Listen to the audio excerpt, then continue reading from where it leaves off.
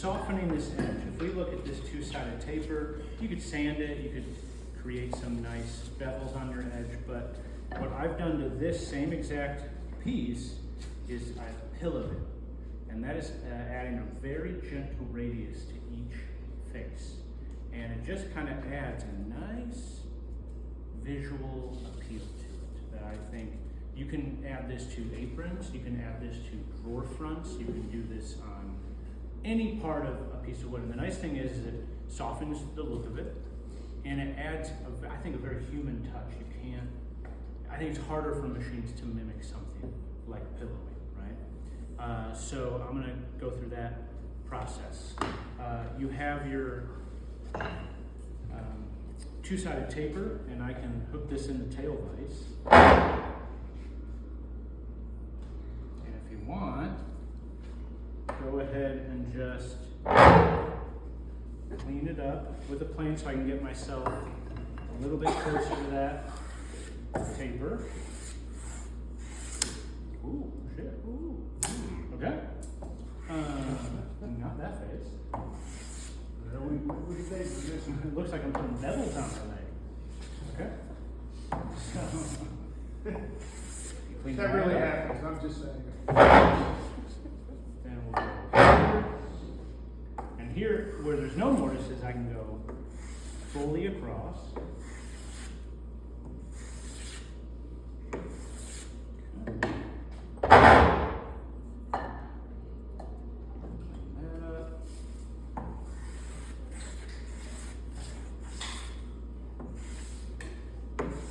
95% of the time, the grain's going to cooperate with you because you would cut, you're doing this downhill cut. But yesterday on one of these other pieces, I had to go the other way. Just was what it was.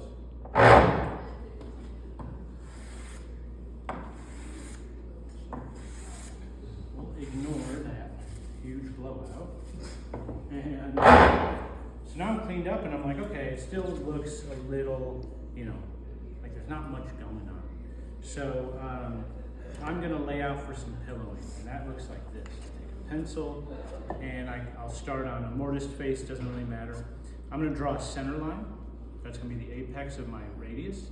I'll sort of note where I wanna keep it flat, and just eyeball that. There's one, and I'll go here.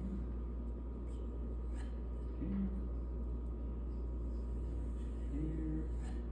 They're just general references, so don't get in the weeds with these measurements. Your eye's going to start, once you get in the zone with this, your eye's going to get really used to doing it over and over. What I like to do is two opposite faces, so I would do this face and then this face here, and then the other two. So I've gotten the best results doing it that way. So I have my center line. I'm just going to show you one face. But it'll be the same all around. So I got my center line, and then on the other faces adjacent to it, I'm just gonna do like light 16th away, like just a little bit off this eris here. And I can go, I know my piece of wood is actually only resting on, I just need a flat here where that dotted line is, so I can still create a little softening next to where my mortise is and my tenon's gonna sit.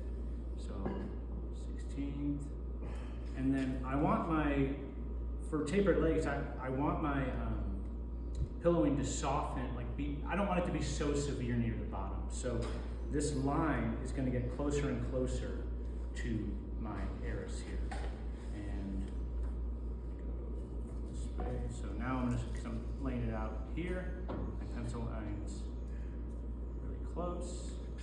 So the greater it is, the different pillow brand that we're using. What's that? I said the different pillow brands for the different, Yes, more severe. Correct. Okay, so I'll do this face here, and this is a nice way to work on this because if I put this in my tail lights and I try and use my spoke shave, I'm hitting my bench top and it's annoying. It's not going to work. And you can take these off, but we don't like to do that, do we? There's only certain times you really need to. So step a pipe clamp a little bit away away from your bench and it elevates it as well. And so I'll put it right here. And clamp this up. Again, good thing to know for just in general when you're trying to lock stuff in. Feels pretty good. And then you want to hold this at exactly 1.9 degrees. Now, it's a little drip for you. But just barely over it, right? Don't go 45. You're just barely creating this break in the edge. So, down. I got more work to do at the top of my leg. And if you're doing this to a drawer front, it would be the same across the whole thing, unless you know it's the same width on a drawer front mostly. So just that, and then I'll just tilt into it a little more. So I'm starting to create some facets, and then I'll come towards the apex a bit more. The goal of the spoke shave, as the first sort of iteration of this, is try not to eliminate that apex line. That I want to keep my thickness. So that's the thickest point, my highest point. And then I can start just rounding it over really gently.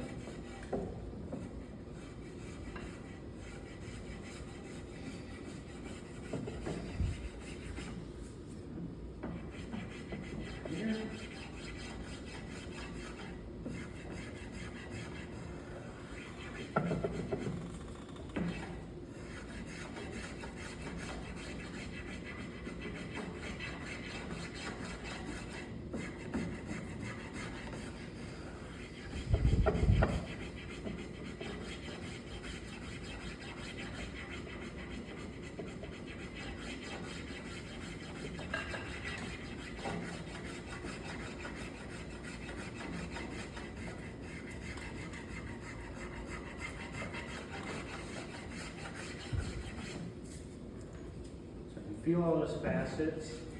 Get a little more here.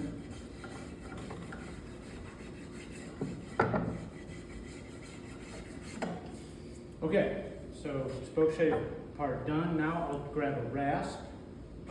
We all have this, or most of us. There's a rough and there's a less aggressive side. I'll use the less aggressive side because even that is pretty aggressive for a rasp. And now I'm sort of rolling that over, getting rid of those, all these little irises, and blending the facets. And I'm going to get rid of that pencil line. Okay? Now remember, rasps are push tools only.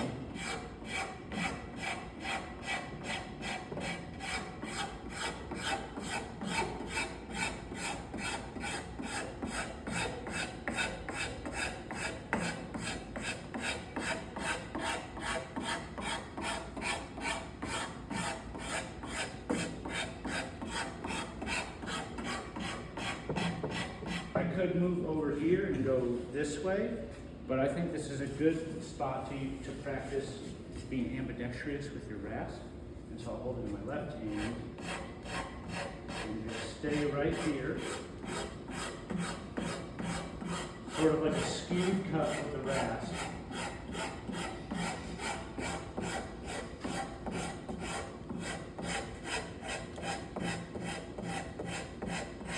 Slowly blending it.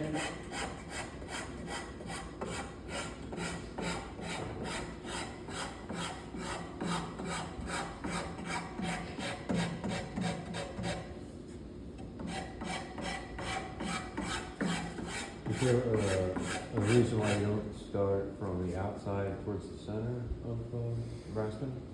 I feel like I would chew too much off from the edge then. Okay. But you could. I mean, the rasp will let you go anywhere you want. Cool. So if you feel you're getting better results, that's fine. Okay.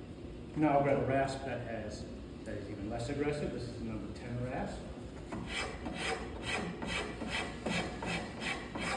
You could use a file at this point too if you wanted to be even this.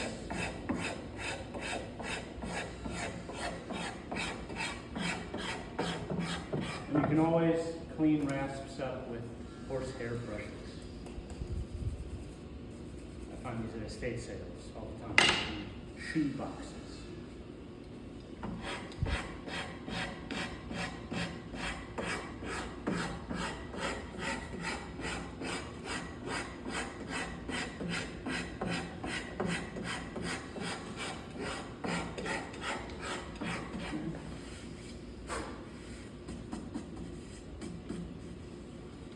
Feel for that. Good.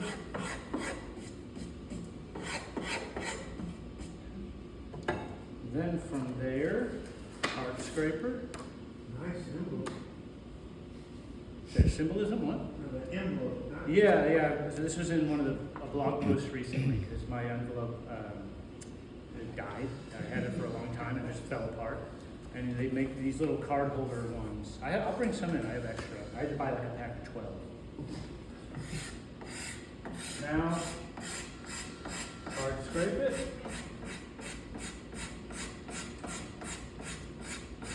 Still influencing that shape, but cleaning it up.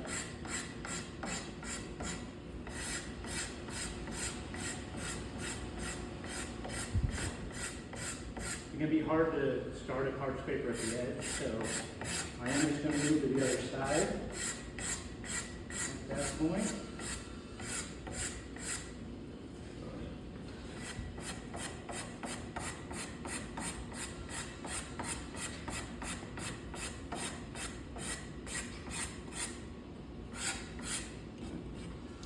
And then probably some sandpaper. Just finish it off.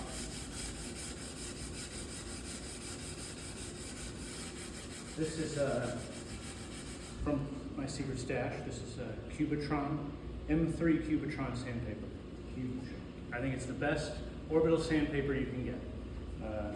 You know how like you take 120 and you're like, that's your sort of, you get rid of the machine marks and all that. This takes a third of the time on whatever you're using. I guarantee it. It's totally worth it. Where's the best place to take that? Probably Bezos.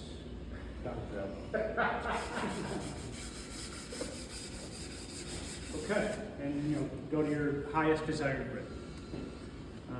And just me, woodworking and talking.